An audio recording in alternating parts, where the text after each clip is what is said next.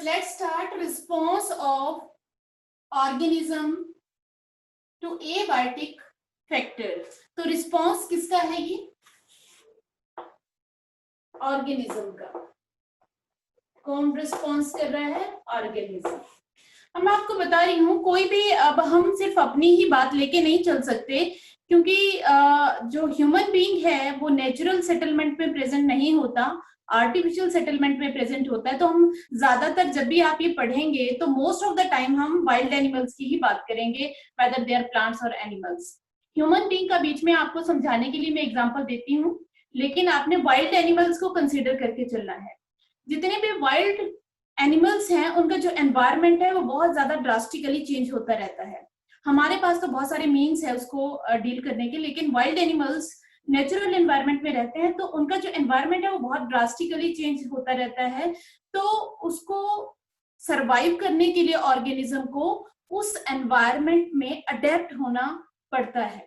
तो वो अडेप्टेशन कैसे होती है? Adaptation is not a easy process, it is a very long term process जो है अडेप्टेशन होती है. कि ऐसा नहीं है कि एनवायरनमेंट चेंज हो गया आप उसके अकॉर्डिंग अडेप्ट हो जाओ, ये नेचुरली नहीं हो सकता है. तो इसको, तो वो जो ये चेंज आ रहा है एनवायरनमेंट में, तो वो कैसे डील करेगा, इसका क्या सॉल्यूशन है?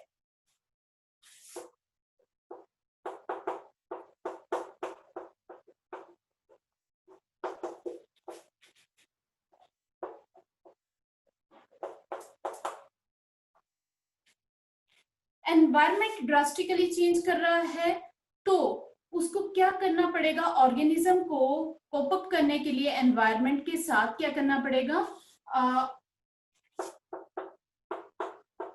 How to cope up? Because organisms are adapted to a particular habitat. अब क्या दिक्कत है? कई बार हम सोचते हैं कि अगर एनवायरनमेंट चेंज हो गया, वहां पे बहुत ज्यादा रेनिंग हो गई या बहुत ज्यादा टेम्परेचर, कहीं किसी वाइल्ड हैबिटेट में अगर ऐसा कुछ हो गया तो एनिमल्स को मूव करना चाहिए वहां से, वहां नहीं रहना चाहिए. But that is not quite possible because the organisms are well adapted to their habitat. वो अपने हैबिटेट के अकॉर्डिंग अडेप्टेड होते हैं. तो ऐसा नहीं हो सकता कि वो परमानेंटली वहां से कहीं मूव कर जाएं. तो क्या करना पड़ेगा उनको? तो उनको धीरे धीरे जो है, अगर उनमें इवोल्यूशन होता है और वो इन चेंजेस के साथ कोप अप कर सकते हैं, तभी वो सरवाइव कर पाएंगे. तो बहुत सारे ऐसे ऑर्गेनिज्म हैं जिनमें इवोल्यूशन हुआ और उन्होंने इस तरह के चेंजेस में भी सरवाइव किया. तो सॉल्यूशन है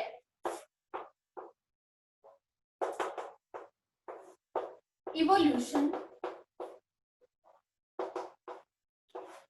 और evolution is not under control of organism. ये ध्यान रखेंगे, इवोल्यूशन किसी भी ऑर्गेनिज्म के अंडर कंट्रोल नहीं होता कि भाई एनवायरनमेंट चेंज हो गया तो वो इवॉल्व कर ले. ऐसा नहीं हो सकता. It is a natural process जो कि होती है और उसके लिए भी कंडीशन है, सब में नहीं हो सकता. जो चेंज है वो सब में नहीं हो सकता. उसका भी रीजन बताऊंगी, सब ऑर्गेनिज्म में वो चेंज क्यों नहीं हो सकता. तो सबसे ये है कि जब भी इवोल्यूशन होता है बहुत सारे ऑर्गेनिज्म में, तो उस इवोल्यूशन जो कितना मिलियंस ऑफ ईयर्स लगते हैं. It is a long process, lengthy process.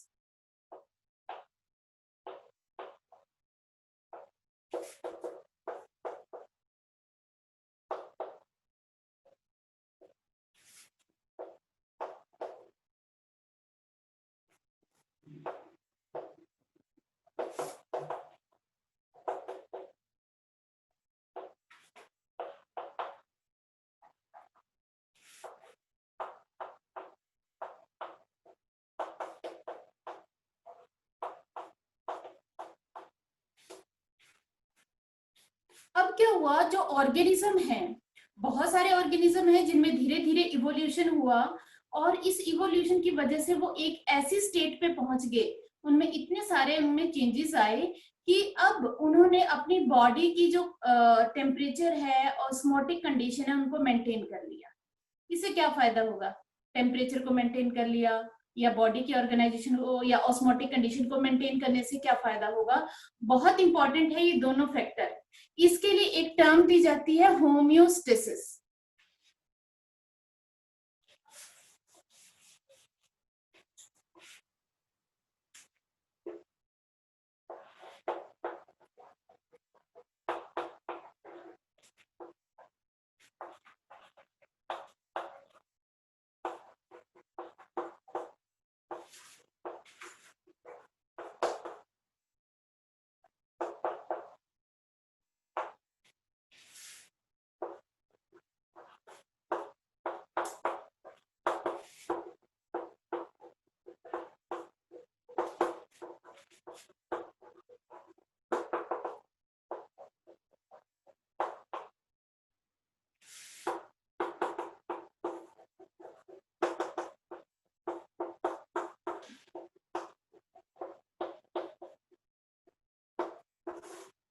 इसको कहा जाता है होम्योस्टेसिस। बहुत सारे ऑर्गेनिज्म ने क्या किया ड्यूरिंग इवोल्यूशन, उनमें धीरे धीरे धीरे उन्होंने उनका जो इंटरनल टेम्परेचर है और इंटरनल ऑस्मोटिक कंडीशंस है उनको उन्होंने मेंटेन कर लिया, कांस्टेंट कर लिया। अब बताती हूँ कांस्टेंट कर लिया का मीनिंग क्या है। इसको बोलते हैं homeostasis, maintenance of an optimum internal environment that is temperature and osmotic condition. अब एक बात बताती हूँ, आपके साथ बताती हूँ, क्योंकि हमारे में भी होम्योस्टेसिस है और बर्ड्स में भी होम्योस्टेसिस है। सिर्फ दो ही ग्रुप हैं जिनमें होम्योस्टेसिस मेंटेन हुआ है, बर्ड्स एंड मैमल्स। अब हमारे में होम्योस्टेसिस से क्या होगा, आप कितने भी गर्मी वाला कहीं पे भी कितना ही टेम्परेचर हो, आप वहां चले जाएं तब भी आपकी बॉडी का टेम्परेचर मेजर करेंगे तो 37 डिग्री सेल्सियस ही मिलेगा। आप कितने ठंडी जगह पे ऐसे रीजन पे चले जाएं, आपके बॉडी का टेम्परेचर जब भी देखेंगे चेक करेंगे तो आपका 37 डिग्री सेल्सियस रहेगा। इट मींस आपकी बॉडी कुछ भी करेगी पर बॉडी का इंटरनल टेम्परेचर चेंज नहीं होने देगी, वो उसको कुछ भी करना पड़े। जैसे गर्मी में स्वेटिंग होती है फिर नॉर्मल हो जाता है, टेम्परेचर बढ़ता नहीं है, मैंने आपको बताया था। सर्दियों में शिवरिंग होती है तब भी क्या होता है, उससे एनर्जी प्रोड्यूस होती है, बॉडी का टेम्परेचर जो है वो मेंटेन रहता है। तो आपने याद रखना है कि जो मेंटेन करना जो है वो सिर्फ दो ग्रुप ने ही ये मेंटेन किया, होम्योस्टेसिस। उससे क्या होता है कि एनवायरनमेंट उनको अफेक्ट नहीं कर पाता है, जो उनकी एफिशिएंसी है। अब मान लो किसी ने होम्योस्टेसिस मेंटेन कर ली तो क्या होगा, ठीक है, जब भी एनवायरनमेंट चेंज होगा उसके ऊपर अफेक्ट नहीं होगा, लेकिन उससे उसकी बॉडी पे क्या फर्क पड़ेगा।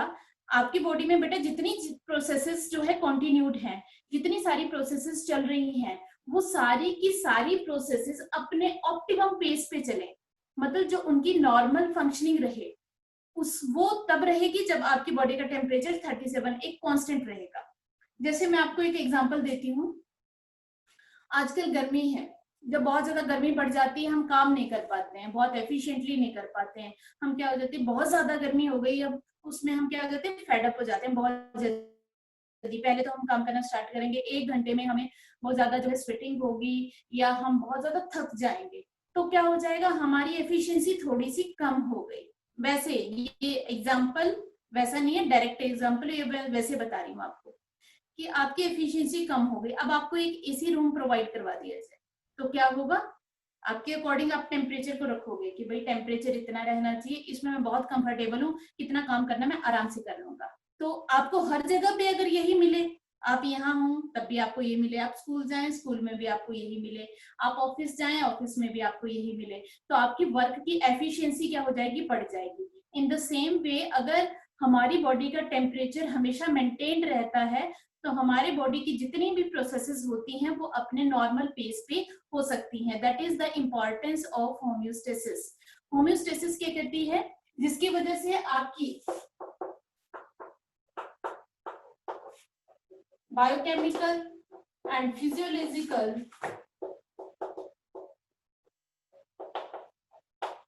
Functions proceed with maximum efficiency।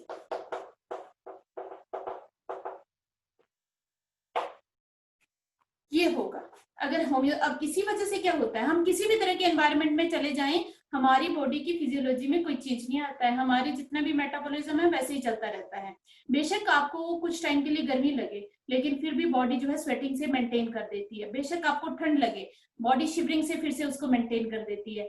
तो जब आपकी बॉडी का इंटरनल एनवायरनमेंट मेंटेन रहेगा तो आपकी प्रोसेसेस भी नॉर्मल वे में ही प्रोसीड होंगी। That is the importance of homeostasis. हालांकि सभी के सभी ऑर्गेनिज्म नहीं कर सकते, उसका रीजन भी आपको देती हूँ। क्योंकि जो होम्योस्टेसिस है, टेम्परेचर को मेंटेन करना, it is a highly energy consuming process. ये एनर्जी कंज्यूम करती है और हर एक ऑर्गेनिज्म इतनी एनर्जी नहीं दे सकता, इतनी एनर्जी की फॉर्मेशन नहीं कर सकता। एक सिंपल एग्जांपल देती हूँ कि एसी सभी अफोर्ड नहीं कर सकते। क्यों? क्योंकि एसी में बिल बहुत ज्यादा आता है, बहुत पैसा देना पड़ता है उसका, तो सभी तो नहीं अफोर्ड कर सकते। इसी तरह से जो होम्योस्टेसिस है वो सभी ऑर्गेनिज्म अफोर्ड नहीं कर सकते, क्योंकि होम्योस्टेसिस को मेंटेन करने के लिए बॉडी को बहुत ज्यादा एनर्जी जो है फॉर्म करनी पड़ती है, बहुत ज्यादा एनर्जी, बहुत ज्यादा हीट का प्रोडक्शन करना पड़ता है ताकि उसको मेंटेन रखा जा सके। और सारे ऑर्गेनिज्म ऐसा नहीं कर सकते हैं क्योंकि उनकी बॉडी की बहुत सारी लिमिटेशंस हैं, उनकी बॉडी के सरफेस एरिया की, वॉल्यूम की, बहुत सारी चीजों की लिमिटेशन है जिसकी वजह से। और इसके अलावा एक और यहाँ पे एग्जांपल दे देती हूँ ताकि आपको क्लियर हो जाए कि क्यों बर्ड्स और मैमल्स ही होम्योस्टेसिस को मेंटेन कर पाए, बाकी ऑर्गेनिज्म नहीं कर पाए। इसके पीछे रीजन है because we and bird have 4 chambered heart and because of this we get maximum oxygen to our all body part every time. बहुत ज्यादा ऑक्सीजन हमें हर टाइम अवेलेबल होती है, मिक्सिंग नहीं होती है हमारे में ब्लड की, जिसकी वजह से जितनी ज्यादा ऑक्सीजन पहुंचेगी उतना ज्यादा ग्लूकोज का ब्रेकडाउन होगा, उतनी ज्यादा एनर्जी रिलीज होगी। जिन ऑर्गेनिज्म में 3 चैम्बर 2 चैम्बर्ड हार्ट है या हार्ट है ही नहीं, उनमें जो ब्लड है वो मिक्सअप है सारा, तो उनकी वैसे ही उनके पास ऑक्सीजन का अमाउंट कम है, तो उनकी एफिशिएंसी वैसे ही कम हो गई। तो the basic reason behind the homeostasis is during evolution we have maintained, we have evolved a 4 chambered heart। हमारे में एक इवॉल्व हो चुका है 4 chambered heart, और जो हमारी इस एफिशिएंसी को मेंटेन रखने में हेल्प करता है। लेकिन फिर भी कुछ ना कुछ हमारे मैमल्स के साथ दिक्कत कहीं कहीं पे आती है बिकॉज ऑफ देयर वॉल्यूम, वो आप आगे डिस्कस करते हैं। तो ये जो है ये था आपका रिस्पॉन्स ऑफ ऑर्गेनिज्म, कैसे रिस्पॉन्ड करेगा। अब हम देखते हैं एक्चुअल एग्जांपल कि हम कैसे रिस्पॉन्ड करते हैं, that is how to cope up with stressful condition. बहुत ही इंपॉर्टेंट फैक्टर है, सभी बच्चे ध्यान रखेंगे इसका।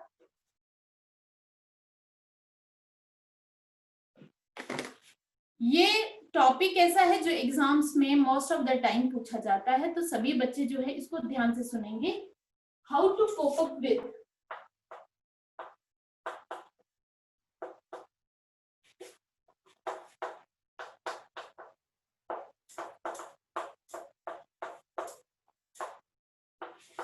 अब कोप अप तो सभी करेंगे।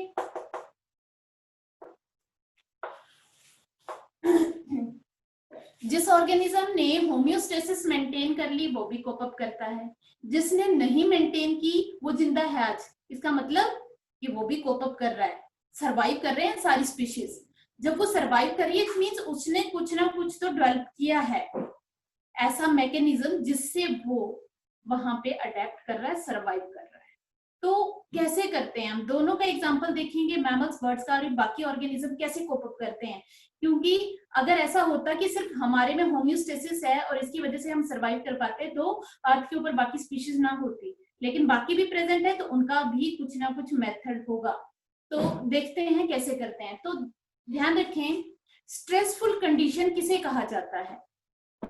अभी मैंने बताया था minimum temperature, maximum temperature, water content कम, वाटर कंटेंट बहुत ज्यादा, लाइट बहुत ही कम, लाइट की इंटेंसिटी बहुत ही ज्यादा, ये सारी होती है स्ट्रेसफुल कंडीशन।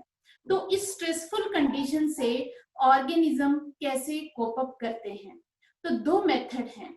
एक तो होते हैं लॉन्ग टर्म कंडीशन से कोप अप करना, एक शॉर्ट ड्यूरेशन की कंडीशन आई उससे कोप अप करना।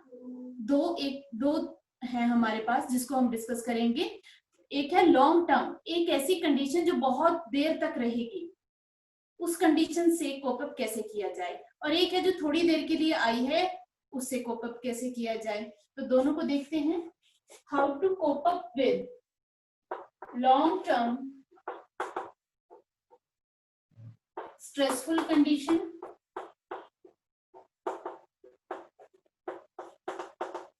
एंड शॉर्ट टर्म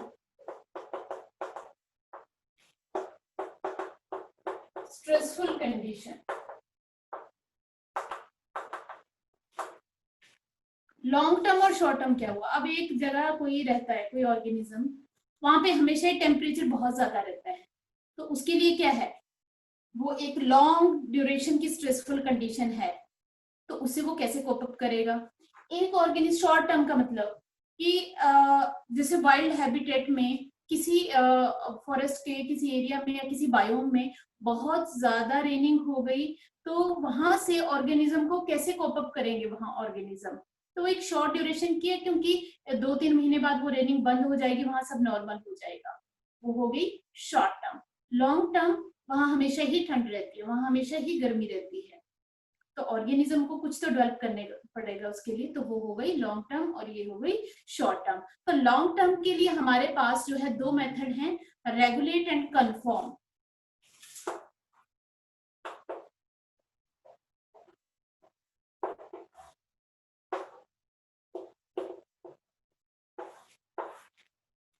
ये 2 तरीके हैं उस कंडीशन से कोप अप करने के। First one is regulation, second one is confirm. Regulate करना और कन्फर्म करना क्या होता है। फर्स्ट वन इज रेगुलेट का मतलब है आपने अपने इंटरनल एनवायरनमेंट को कांस्टेंट कर लिया, मेंटेन कर लिया, जो मैंने अभी पीछे डिस्कस किया। It means you have achieved homeostasis during evolution, that is known as regulation, that is maintenance of internal optimum temperature and osmotic condition। osmotic condition मतलब आयन का जो अमाउंट है, कभी भी आपकी बॉडी में आयंस ऐसा नहीं होगा बिल्कुल ही कम हो गया बिल्कुल ज्यादा हो गया, आपकी बॉडी किसी ना किसी तरह से मैक्सिमम टाइम तक उसको मेंटेन करने की कोशिश करती है, that is composition of ions. तो रेगुलेट क्या है, मेंटेनेंस ऑफ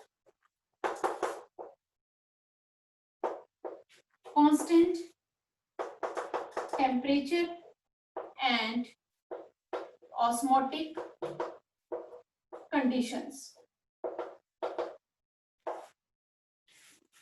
कि उस ऑर्गेनिज्म ने अपने जो है टेम्परेचर, बॉडी टेम्परेचर में भी उसका कांस्टेंट है, वो इवोल्यूशन में हुआ है, खुद नहीं किया उसने, और जो उसकी ऑस्मोटिक कंडीशन है वो भी कांस्टेंट हो चुकी हैं। इट मींस उसने होम्योस्टेसिस को मेंटेन कर लिया। और मैंने अभी आपको बताया कि रेगुलेट करना 2 ही ग्रुप्स की क्वालिटी है जिन्होंने रेगुलेट कर चुके हैं during evolution, that are birds and mammals.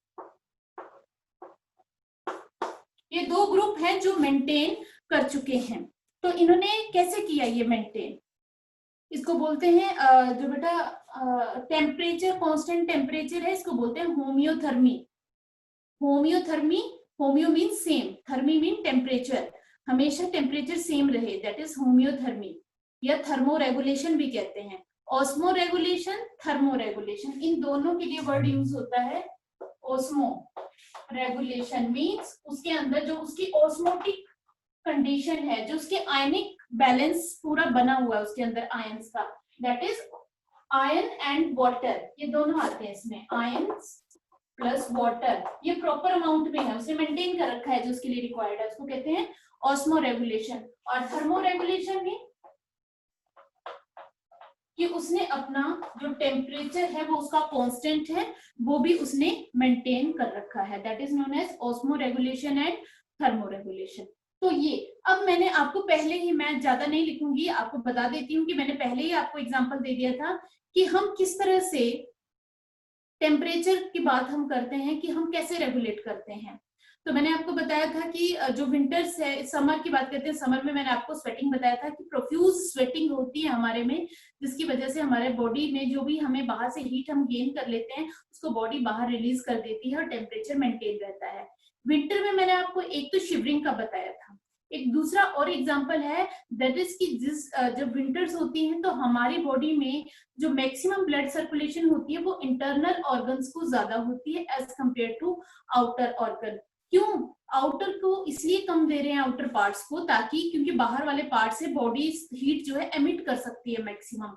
Internal parts आपके मैक्सिमम जो वाइटल ऑर्गन्स हैं उनकी फंक्शनिंग प्रॉपर होती रहे, इसलिए इंटरनल ऑर्गन को सबसे ज्यादा सप्लाई दी जाती है हीट, बॉडी हीट का लॉस कम से कम करने के लिए। तो ये दो ही ग्रुप्स में ये चीज प्रेजेंट है, that is thermo regulation and osmo regulation. अब बात आ जाती है नेक्स्ट, कन्फर्म क्या होता है।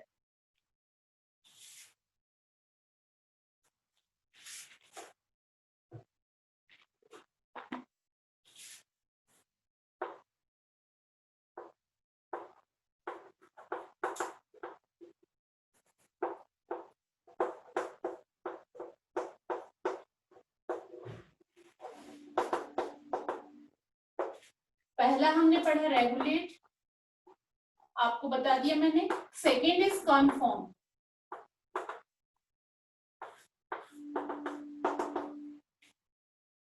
कन्फर्म क्या होता है?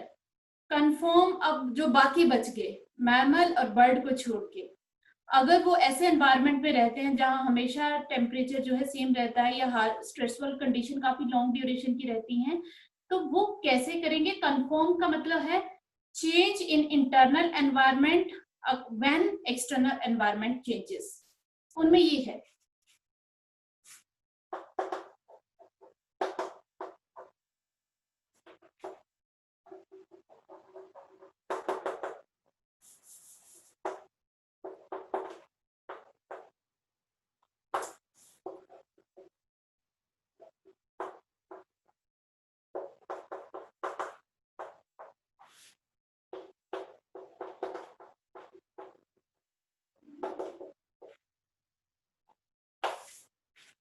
अब इनमें दिक्कत है कि जब भी बाहर एनवायरनमेंट में कुछ चेंज आएगा तो उनकी बॉडी के ऑर्गेनाइजेशन में भी चेंज आएगा, तो सरवाइव कैसे करेंगे? अब जैसे टेम्परेचर बाहर बढ़ेगा तो उनकी बॉडी का टेम्परेचर भी बढ़ना स्टार्ट हो जाएगा, अगर वो बाहर टेम्परेचर कम हुआ तो बॉडी का भी कम हो जाएगा। तो वो कैसे सरवाइव करेंगे, कोप अप करेंगे? एक एग्जांपल दे देती हूँ कि जैसे लिजर्ड्स होती हैं, वो क्या करती हैं? सन बास्किंग। मैंने पहले भी आपको एग्जांपल दिया था कि जब भी ज्यादा गर्मी होती है तो उनकी बॉडी का टेम्परेचर राइज करना स्टार्ट कर जाता है, तो वो इस तरह की शेडो वाले प्लेसेस में चली जाती हैं जहां पे छाया हो, और ताकि बॉडी का टेम्परेचर थोड़ा नॉर्मल हो जाए। जब वो नॉर्मल से डाउन आना स्टार्ट हो जाता है तो वो सन बास्किंग करने लग जाती हैं, जो है धूप सेंकना जिसको कहते हैं, ताकि बॉडी का टेम्परेचर थोड़ा सा नॉर्मल आ जाए, फिर बढ़ेगा, फिर वहां पे आ जाएंगी। तो इस तरह से सर्वाइव वो भी कर रही हैं, लेकिन उनमें हालांकि होम्योस्टेसिस भी नहीं है, लेकिन फिर भी वो सर्वाइव कर रही हैं। तो इस तरह से वो कोप अप करती हैं।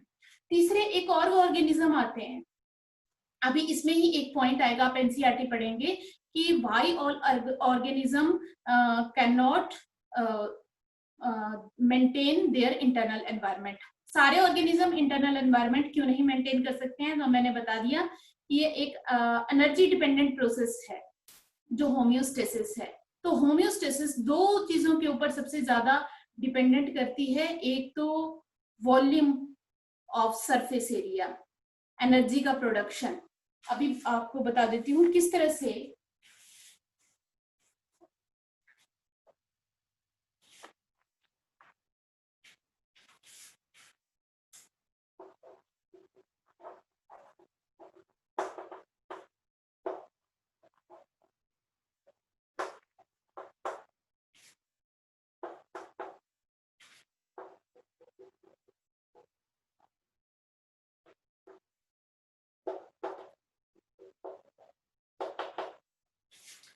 रेगुलेशन है, रेगुलेट करना, होम्योस्टेसिस मेंटेन करना, ये एनर्जी के ऊपर डिपेंडेंट करता है। और एनर्जी की जो फॉर्मेशन है वो दो चीजों के ऊपर डिपेंडेंट करती है।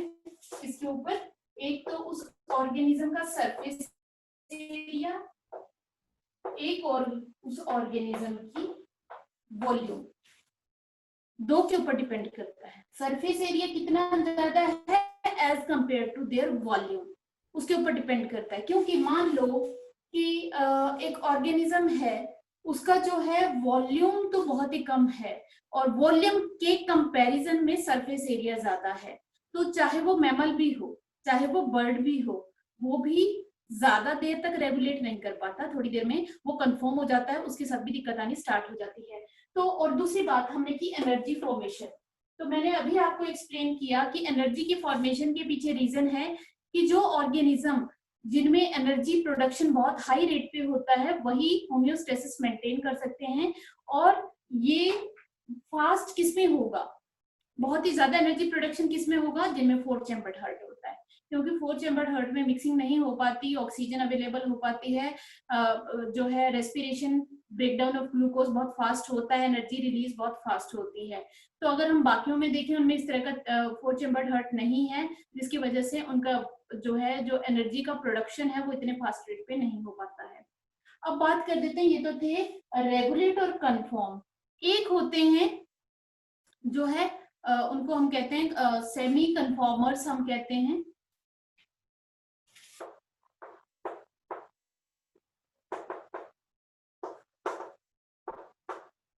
सेमी कन्फॉर्मर्स और सेमी रेगुलेटर्स भी कहते हैं।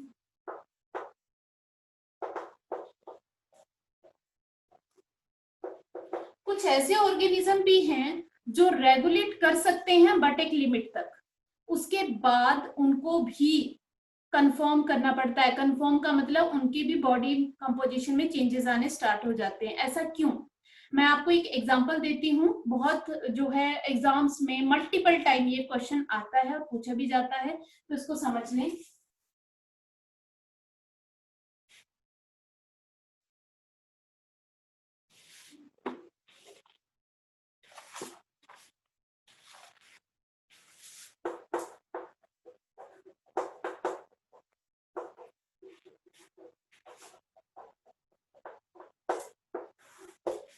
पार्शियल रेगुलेटर्स, अब एक एग्जांपल देती हूँ आपका हमिंग बर्ड का, श्रियूज, छोटे तरह के रैट्स लाइक ऑर्गेनिज्म होते हैं श्रियू, हमिंग बर्ड,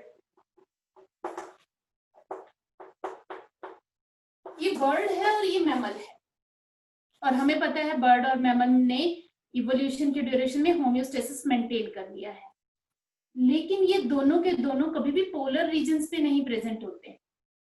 एक बात ध्यान रखना, जितने भी maximum organism who have maintained homeostasis are present at every corner of earth, every type of environment. ध्यान रखें, ये हम 99% कहते हैं कि जितने भी ऑर्गेनिज्म मींस मैमल्स और बर्ड, आप किसी तरह के एनवायरमेंट में चले जाओ आपको जरूर मिलेंगे वहां पे, क्योंकि उन्होंने होम्योस्टेसिस मेंटेन कर लिया है। लेकिन there are some exceptions that are partial regulators, उसके पीछे एक रीजन है तो ये भी होम्योस्टेसिस मेंटेन है इनमें, लेकिन ये दोनों के दोनों जो है not found in polar regions.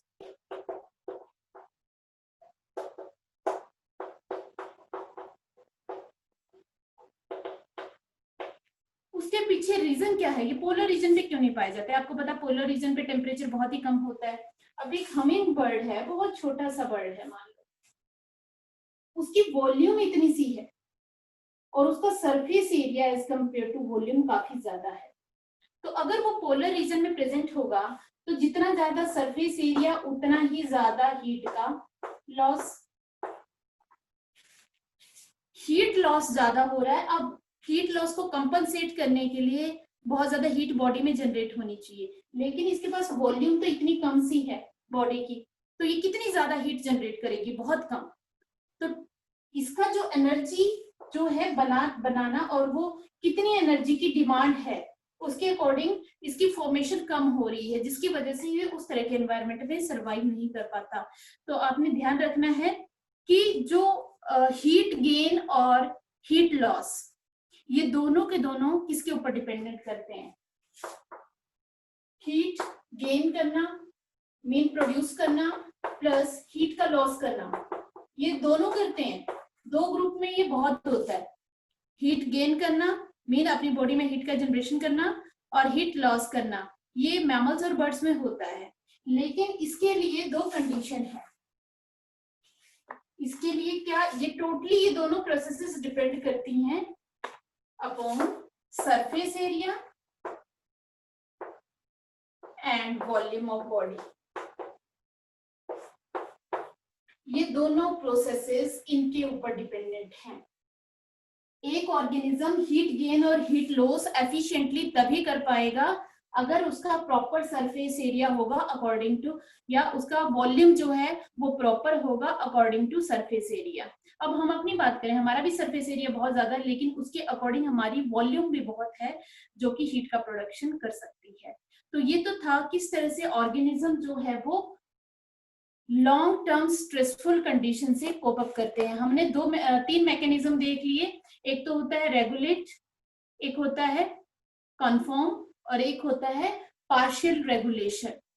ठीक है, आपको एक ग्राफ भी मिलेगा आपकी बुक में, तो उसमें आप देख सकते हैं कि किस तरह से, इस तरह का ग्राफ है वो, उसमें बताया है कि जो एक रेगुलेटर है ये एक्सटर्नल एनवायरनमेंट है, बाहर का।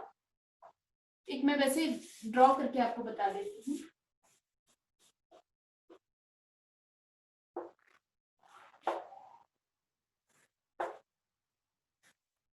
ये ग्राफ है, ये है एक्सटर्नल एनवायरनमेंट, कुछ भी टेम्परेचर, वाटर, कुछ भी। ये है इंटरनल एनवायरनमेंट ऑर्गेनिज्म का। तो जो ये कौन है, एनवायरनमेंट कितना भी चेंज होता जाए, इस ऑर्गेनिज्म की जो इंटरनल कंपोजिशन है उसमें कोई चेंज नहीं आया, वो वैसा का वैसा ही रहा। तो उसको क्या कहते हैं, रेगुलेटर। ये रेगुलेटर है ऑर्गेनिज्म। अब एक ये है, ये कौन सा हो गया, कन्फर्म। जब जब एनवायरनमेंट चेंज हुआ उसके इंटरनल एनवायरनमेंट में भी चेंजेस आए। ठीक है, तो ये होते हैं। फिर कुछ इस तरह के भी आपको मिलेंगे,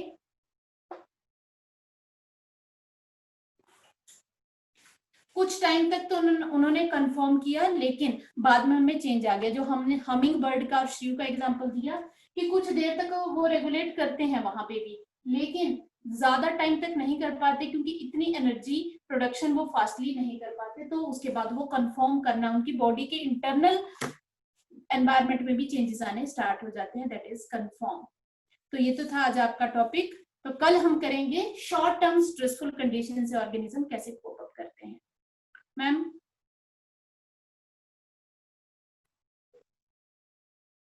टॉपिक कंप्लीट है मैम आज का।